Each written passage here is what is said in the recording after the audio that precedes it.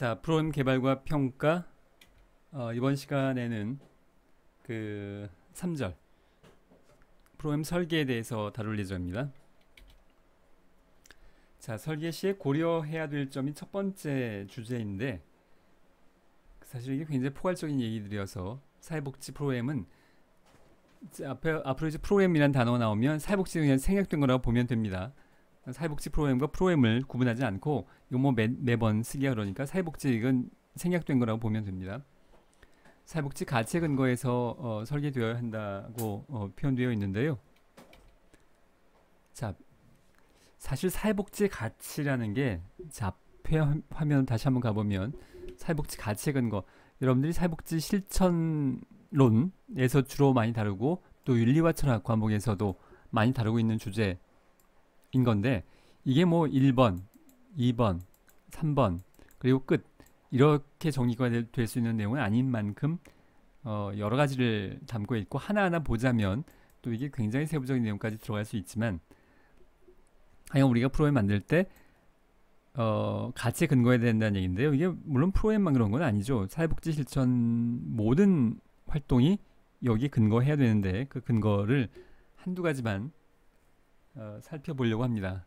이걸 다 볼 수는 없고, 그러니까 여러분들 앞으로 이거 하게 될 거예요. 과제로, 발표로. 그럴 때 어떻게 고려해야 할까의 문제입니다. 평등을 고려해야 된다는 건데요. 자, 우리가 수량적 평등과 비례적 평등, 모든 사람에게 동일하게 배분하는 것이 수량적 평등인데, 뭐 내가 항상 비유하는 예는 이겁니다. 여러분들이 지금 온라인으로 만나고 있어서 여러분을 만나고 있지 못하지만, 학생들이 30명 있고, 내가 떡을 이제 주문해서 한 상자에 지금 백설기가 30개 들어있어요. 그러면 여기 어떻게 배분을 하는 것이 평등하냐 하면, 한 명당 하나씩. 이게 제일 평등한 방법. 이걸 수량적 평등이라고 하는데, 동일하게 배분하는 건데요. 이거 말고 우리는 사실 비례적 평등에 더 관심을 갖고 있습니다. 사회복지 실천의 관점에서 보자면 똑같이 나눠주는 게 아니라는 건데, 어떤 기준으로 다르게 나눠주냐 하면, 개인적 욕구, 노력, 능력, 기여에 따라서 사회적 자원, 뭐 떡을 뭐 예를 들자면 다르게, 똑같이 한 명당 하나씩이 아니고 다르게 배분하는 평등인데요. 이걸 다른 말로 비례적 평등을 공평, 형평, 배분적 사회정의라고도 합니다. 지금 이 내용은 교재에 없어요. 가치에 대한 예시를 들고 있는 과정입니다. 미리 얘기합니다만, 시험 범위에는 물론 포함됩니다. 책이 없더라고 하더라도 오히려 파워포인트가 더 중심이죠. 내가 이게 중요하다고 생각하니까 여러분에게 지금 전달하고 있는 거고요. 파워포인트가 더 중심이고, 여기에 대한 세부적인 부연 설명이 교재에 있다고 생각을 하면 됩니다. 자, 일단 근데 비례적 평등 다르게인데, 그럼 어떻게 다르게냐인데, 그 기준이 욕구, 노력, 능력, 기여인데, 내가 욕구에만 빨간색을 칠해놨어요. 노력, 능력, 기여에는 빨간색을 칠하고 있지 않고, 둘 다 기준이 될 수 있는데, 이 세 가지랑 이거랑 우리에겐 이게 더 중요하다는 건데요. 일단 이것부터 설명을 하자면, 직장에서 일을 열심히 하거나 능력이 많으면 월급 더 많이 받는 거, 월급을 배분할 때 이렇게 배분하는 거, 또는 기여가 많으면, 예를 들어서 국민연금 많이 납부했으면 나중에 많이 받겠죠.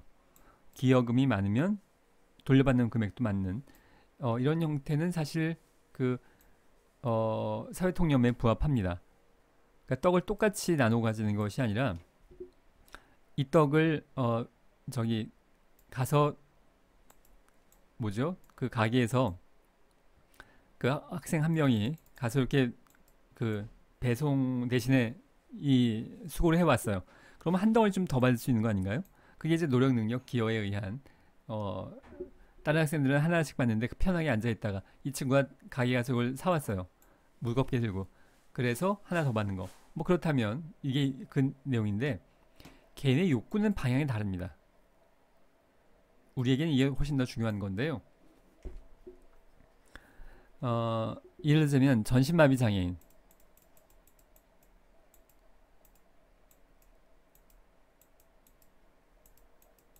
이 30명 중에 전신마비 장애인 한 명 있는데 똑같이 한 덩어리 떡을 이렇게도 아니고 노력 능력 기여에 의해서 전신마비 장애인은 선천적으로 인 장애였다면 태어난 이후에 다른 사람들보다 노력 많이 했을 수 있긴 한데 능력이 많다거나 기여가 많을 것 같지는 않아요.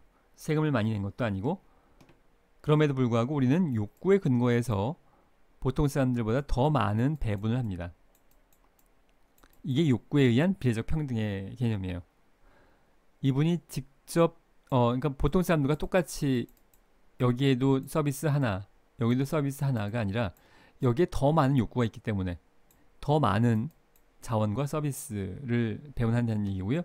그것이 노력과 능력의 기여에 의하지 않더라도 필요한 게 많으니까 더 많이 배분한다는 말의 의미라고 보면 되겠습니다.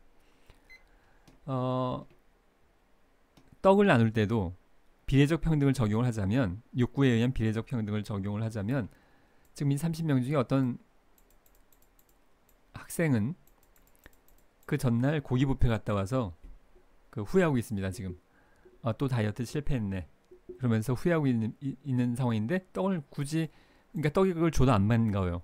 이거 다이어트 해야 되는데. 근데 어떤 학생은 뭐 일이 바쁘고 여러 가지 어려운 뭐 사정들이 있어서 그 전날 뭐 하루 종일 굶었어요. 그래서 이 학생한테는 떡을 2덩어리 주는 게 이 학생한테는 욕구에 의한 배분일 수 있습니다. 이 친구는 받을 필요 없어요. 이 친구는 2개 받을 필요가 있고요.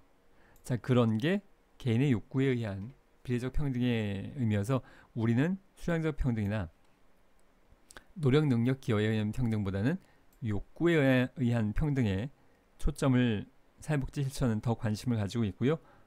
여러분들이 프로그램을 만들 때도 아직 뭐 감이 안 오겠습니다만 뭐 차차 진행해 나갈 거고요. 여러분들이 프로그램을 만들어 나가는 과정에 있어서도 이런 것보다 여기에 초점을 두라는 얘기입니다.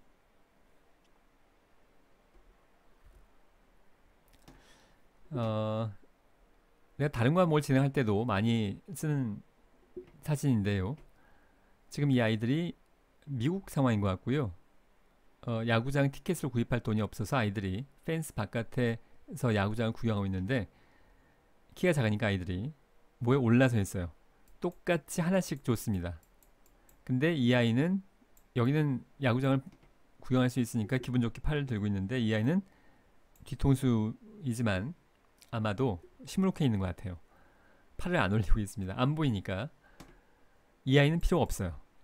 이 아이는 2개 필요합니다. 이게 앞에서 이야기한 평등의 개념에서 자, 앞으로 돌아가 볼까요? 비례적 평등, 공평, 형평, 배분적 사회정의의 의미고 물론 항상 이렇진 않아요. 사회복지 프로그램이라고 하더라도 이렇게 채택이 될 수도 있고 여기가 채택이 될 수도 있습니다만 그래도 더 많은 경우에 사회복지에서의 관심은 이쪽입니다. 자, 다음으로 한 가지만 더 가치에 대해서 이것만 뭐 한 학기 내내 할 수도 있지만 가치에 대해서 설명을 해보면 공익성입니다. 사이익의 반대말, 개인의 이익의 반대말, 공공의 이익을 의미하는 건데요.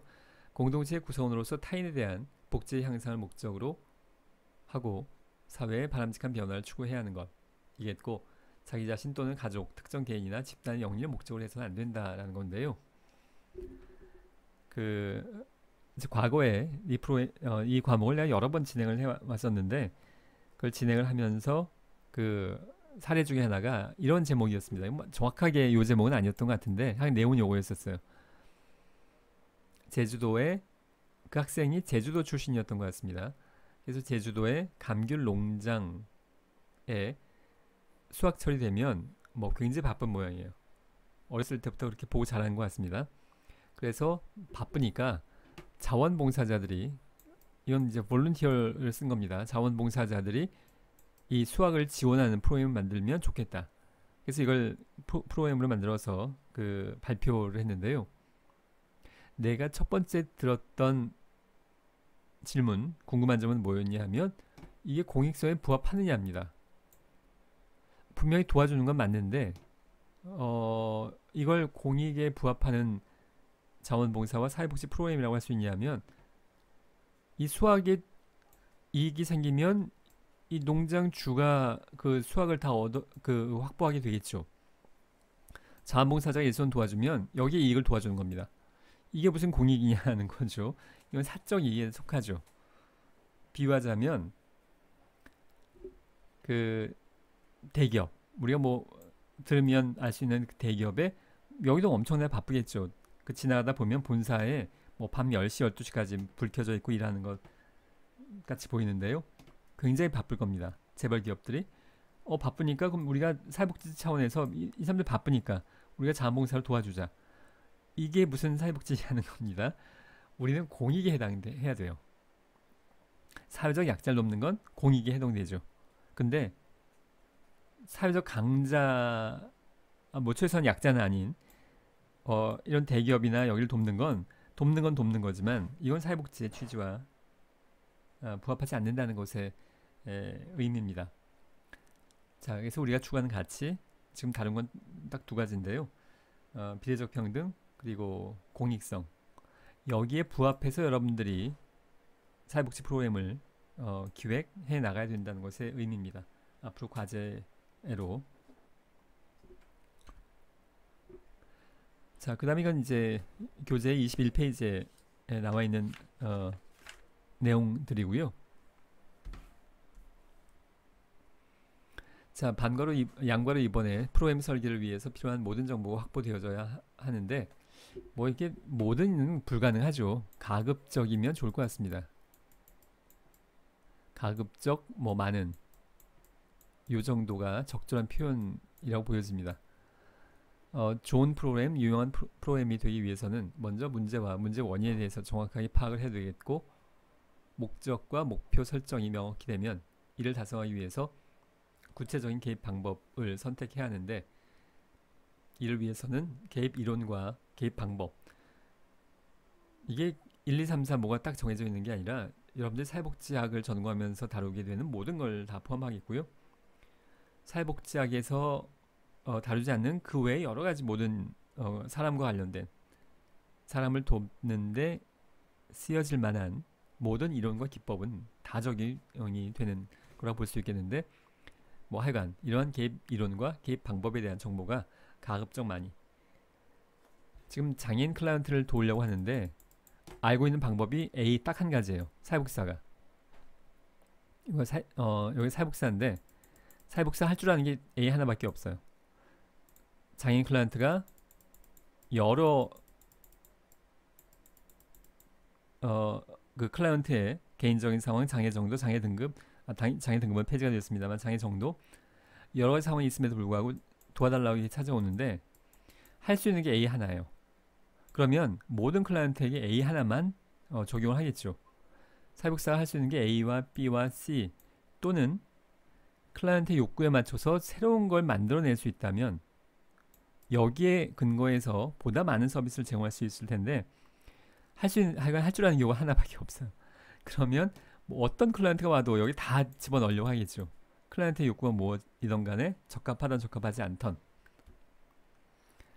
사회복지사가 할 수 있는 개입 이론과 개입 방법에 대해서 여러 가지 알고 있고 본인이 적용할 수 있고 그리고 적합한 게 이거 가지고 안 된다면 새로운 걸 만들어낼 수도 있는 그러려면 여러 가지 정보가 확보되고 사실 정보 확보뿐만이 아니라 훈련되어질 필요가 있다고 볼 수 있겠고요. 여러분들 사회복지 실천 현재 학습하고 있는 모든 내용과 다 관련이 되는 그런 거라고 할 수 있겠습니다. 그게 사실 프로그램을 왜 설계하냐면 클라이언트를 돕기 위해서 사회복지 실천의 한 방법이기 때문에 사회복지 실천과 관련된 모든 내용들이 여기에 다 포함돼요. 사회복지 실천과 동떨어진 뭐가 있는 게 아니고 사회복지 실천에 관련된 모든 내용들이 이거에 기반이 되는 거라고 보면 되겠고 그 중에 몇 가지를 지금 강조하고 있는 셈입니다. 자, 세 번째로 프로그램의 개입 수준을 명확히 해야 되는데 2번 양과로 2번과 뭐 마찬가지 맥락의 내용입니다.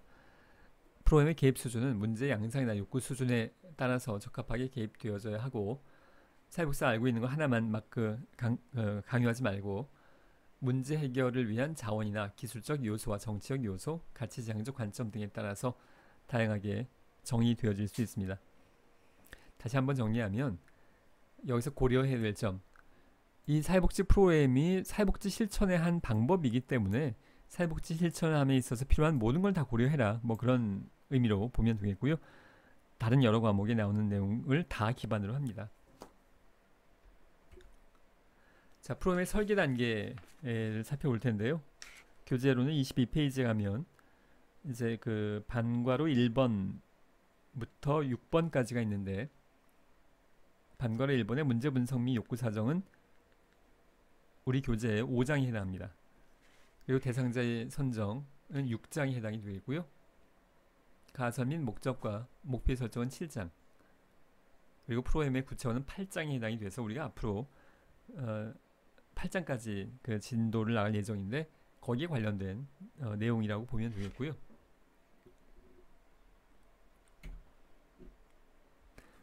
(5번의) 실행은 우리 과목에서 다루지 않습니다. 여러분들이 계획까지 하는 거지 실제로 실행을 강의실에 모여서 클라이언트도 없이 이렇게 온라인으로 진행할 수는 없어요. 그러니까 여러분들이 사회복지 현장 실습 이런 걸 나가서 또는 자원봉사에 나가서 하는 것이지 강의실에서 진행이 되는 건 아닙니다.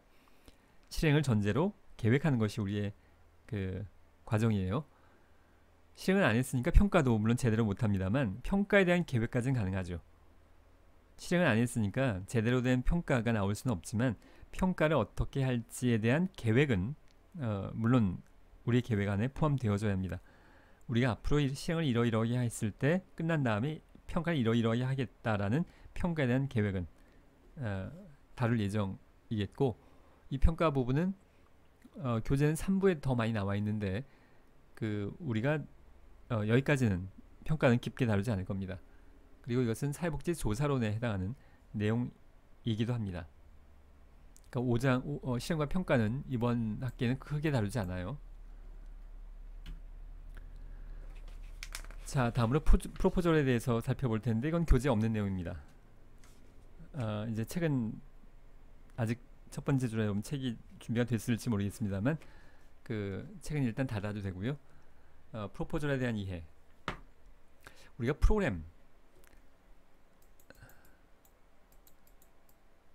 프로그램과 프로포절의 관계는 이렇게 포함 관계예요. 프로포절은 프로그램 중에 하나인데 어떤 특정한 상황의 프로그램을 프로포절이라고 하는 거예요. 자, 근데 어떤 특정한 상황이냐면, 자, 프로포절은 사회복지 조직에서 수행하고자 하는 프로그램에 대한 제안서를 의미하는 건데요. 기본적으로 이 프로포즈하다, 여러분 많이 들어본 단어죠. 프로포즈하다. 결혼해달라고 요청할 때 프로포즈한다라고 얘기하죠. 그게 뭐냐면 결혼에 대한 제안이에요. 우리 결혼할까요? 라고 제안하고 있는 거죠. 근데 결혼만 제안하는 게 아니고 원래 프로포즈가 제안하다는 뜻이잖아요. 영어 단어가 제안하다인데 이게 프로포절 해서 명사형일 뿐이에요. 제안. 그러니까 우리가 그 일반 기업에서 이야기하는 제안서, 새로운 어떤 아이디어에 대한 제안서가 프로포절이에요. 근데 우리의 제안서는 프로그램에 대한 제안서인 셈이죠. 근데 제안서를 그러면 어디에 제출하냐 하면 우수한 사회복지 프로그램에 대해서 재정적으로 지원하려는 조직들이 있는데, 사회복지 공동모금회, 기업, 사회복지 재단 등 여러 군데가 있는데 여기에서 공개 모집을 합니다. 좋은 프로그램 응모해 주세요. 그러면 사회복지 프로그램을 제안함으로써 여기에 이 공모에 응함으로써 제안하는 거죠. 그래서 경쟁을 거쳐서 선정이 되면 여기에서 왜 공모를 하냐 하면 좋은 거 선정해서 우리가 재정적 지원을 해주겠다. 1년에 뭐 3천만 원.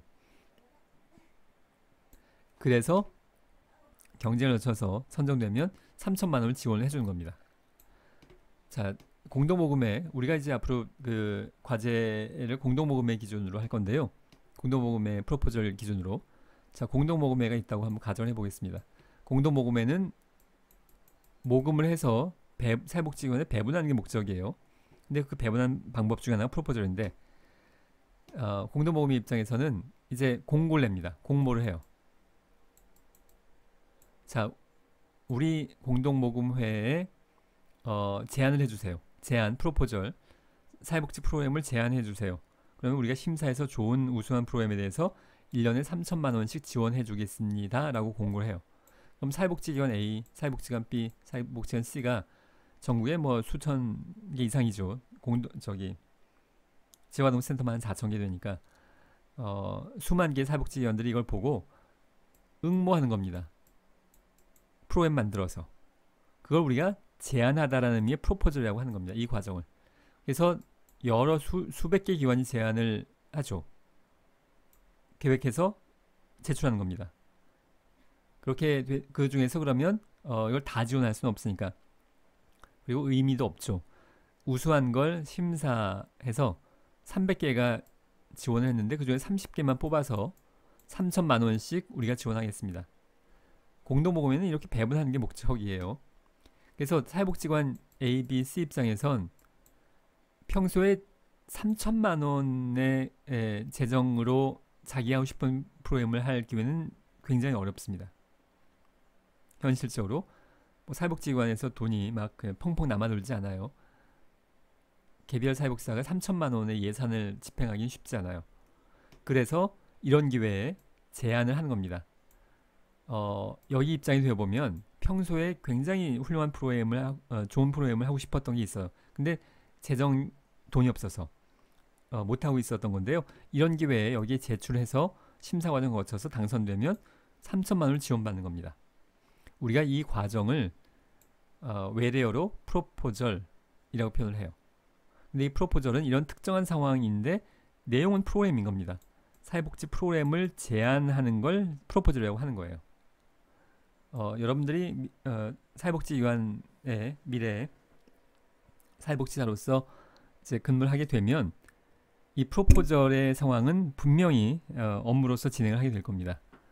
거의 대부분의 사회복지기관들이 재정적인 확보를 위해서 프로포절에 많은 노력을 기울이는데 여러분도 여기에 업무가 주어지게 될 가능성이 굉장히 높고, 그보다 더 우선적으로는 이 강의를 듣는 학생들 중에 실습이 끝난 학생들도 있겠지만 실습 기관에 가면 많은 경우에 사회복지 프로그램을 그 과제로 또는 실행을 하도록 요구되어집니다. 물론 이 프로포절은 아니지만, 그러니까 현실적으로 여러분에게 이 프로그램을 만드는 과정을 훈련하는 것이 이론적인 의미보다도 아주 현실적으로 여러분의 직무 능력에 관련되는 의미가 있다고 할 수 있겠습니다.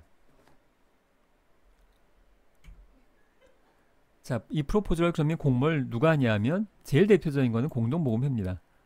그래서 앞으로 뭐 다룰 예정이기 때문에 그 사회복지 활동을 행하는 법인, 기관, 단체, 뭐 개인도 가능합니다만 뭐 개인인 경우는 사실 거의 해당이 잘 안 되고요. 사회복지 기관들은 이 공동모금에 제안을 할 수 있는 것이라고 보면 되겠는데, 이걸 기준으로 우리가 앞으로 할 거기 때문에 앞으로 더 많은 설명을 할 기회가 있습니다. 물론 이제 전반부는 좀 후반부 중간쯤 가서 진행이 될 겁니다.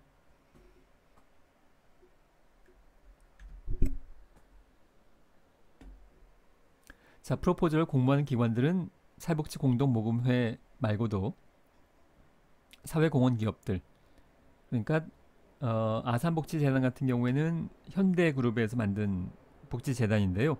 여기에서도 공모하는 겁니다. 자, 우리가 뭐 이런 주제로 사회복지 프로그램을 만들어서 제안해 주세요. 그러면 우리가 당선되면 뭐 1,000만 원 지원해 주겠습니다. 그럼 사회복지관들이 이 공문을 보고 지원하는 거예요. 프로그램을. 이걸 프로포절이라고 하는 거예요. 프로그램을 지원하는 거, 제안하는 거, 이 과정이 프로포절인 셈이에요. 그러니까 사실 내용은 프로그램인 셈이죠. 이걸 잘 만들어야 당선돼서 1,000만 원 이렇게 지원받을 수 있는 겁니다. 물론 이거 개인이 쓰는 건 아니에요. 사회복지사가 개인 용돈으로 쓰면 안 됩니다. 클라이언트를 위해서 물론 당연히 써야 되겠죠. 근데 이런 과정을 진행하는 게 굉장히 여러 가지로 많다는 것의 의미입니다. 그 예시로만 몇 개 나열을 했고요. 수백 개입니다. 뭐 시간 관계상 이거 하나하나 설명드리진 않겠고요. 민간사회복지재단, 기업 차원이 아니라고 하더라도 파라다이스 복지재단은 장애인 분야에서 오랫동안 활동을 해왔었고요. 그러니까 장애인을 돕는 사회복지 기관을 돕는 겁니다. 여기가 사회복지 기관이면 장애인을 주 목적으로 한다면 장애인을 돕는데, 이런 재단들의 목적은 여기 기관을 돕는 거예요. 여기를 잘 도와야 여기서 이걸 잘 도울 거니까, 주로 재정적으로. 바보의 나눔 재단은 그 가톨릭의 김수환 추기경이 선종 후에 그분의 뜻을 기리기 위해서 만든 재단인데요. 여기에서도 이 공모 과정, 프로포절 과정을 진행합니다. 똑같은 과정. 그래서 사회복지관들이 여기에 지원해서 심사해서 재정 지원을 하는, 아름다운 재단, 또 아이들과 미래 재단도 대표적인 사회복지기관 분야에서 그 프로포절을 받는 그 사회복지 재단들이고요.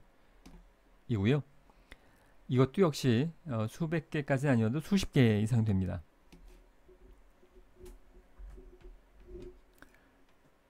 자, 다음으로 프로포절 공모기관으로서 공공기관들도 있는데요. 그 광역 지자체마다 복지재단들이 대개 있습니다. 거의 대부분 있는데요. 여기에서도 프로포절을 많이 받고 있습니다.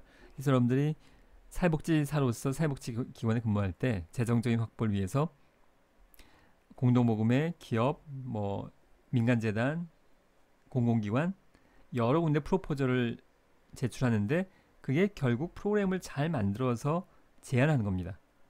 그 제안을 프로포절이라고 하는 거고요.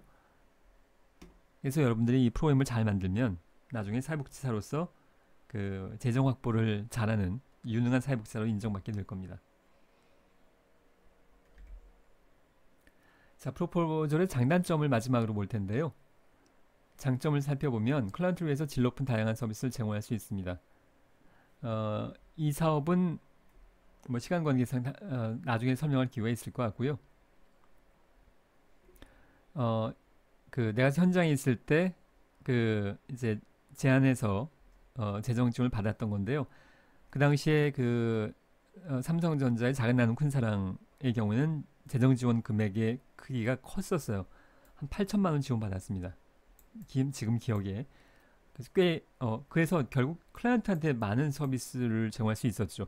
많은 재원이 있으니까. 장점인 거고요. 프로포즈를 기획한 사회복지사 역량이 강화되어서 소속 기관의 역량을 인정받을 수 있겠고요. 여러분들이 사회복지기관에 근무하는데 사회복지사가 A가 있고 B가 있어요. 기관장이 보기에 또는 부장이 보기에 결국은 이 중에 누굴 승진시켜야 할 거냐 결정해야 될 텐데, 사회복지기관도 경쟁을 해요. 승진 과정에 있어서.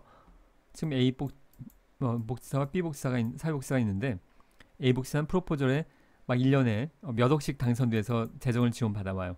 여기는 아무것도 못 받아와요. 이거 하나만 보진 않겠지만 여기가 역량을 더 인정받는 과정이면 너무나 당연합니다. 외부 자원 확보를 통해서 사회복지기관 평가 등에 있어서 긍정적인 평가를 받습니다. 그러니까 이 사회복지사 혼자 한 게 아니라 이 복지관이 지원을 받는 이기 때문에 정부가 이 복지관을 평가할 때 우리 복지관에서 땡땡 연도에 재정 지원을 A 사회복지사도 이렇게 많이 받고 B 사회복지사도 이렇게 많이 받고 해서 총 한 5억을 프로포절로 통해서 확보했습니다. 이러면 정부에서 이 기관 평가할 때 당연히 높은 평가를 받게 될 겁니다. 자, 마지막 화면인데요. 장점만 있는 것은 아니어서, 평소에 사회복지사들이 원래 바빠요, 다들. 그런데 이 프로포절이 당선이 되면 뭔가 규모가 큰 사업을 하나가 업무가 더 생기는 거예요. 규모가 큰. 평소에도 바쁜데 플러스 알파 새로운 큰 덩어리 일이 생긴 거예요. 이거 열심히 하다 보면 한계가 있어서 오히려 기본 사업에 소홀해질 가능성이 있다는 단점도 있고요. 사회복지사를 포함한 담당 인력이 그래서 과중한 업무로 소진될 수도 있고, 사회복지사 간에 지나치게 경쟁적이거나 또는 서로 미루는 분위기가 형성될 수 있겠는데요. 어떤 경우에는 서로 프로포즈를 하려고 할 수 있고, 한 기관에 여러 개를 할 수는 없습니다. 지금 여기 공동모금회가 있는데,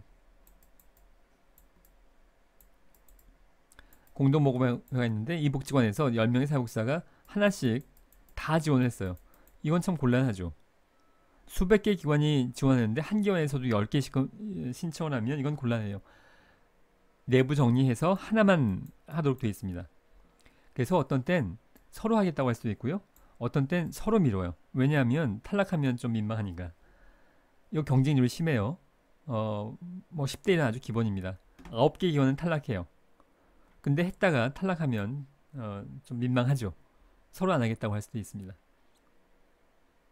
자부담 예산을 충당하기 위한 노력이 필요하기 때문에 재정적인 부담이 될 수도 있겠는데요. 공동모금에서 1년 3천만 원을 지원하기로 결정이 됐습니다. 물론 이건 이제 뭐 환영할 만한 일인데 자부담이 이 안에 대개는 요청이 돼요. 예를 들어서 공동모금에 3천만 원 낼 테니까 기관도 한 300만 원은 내야 되는 거 아니냐. 그래서 3,300 가지고 클라이언트 도와라. 물론 이게 의무화가 되어 있진 않아요.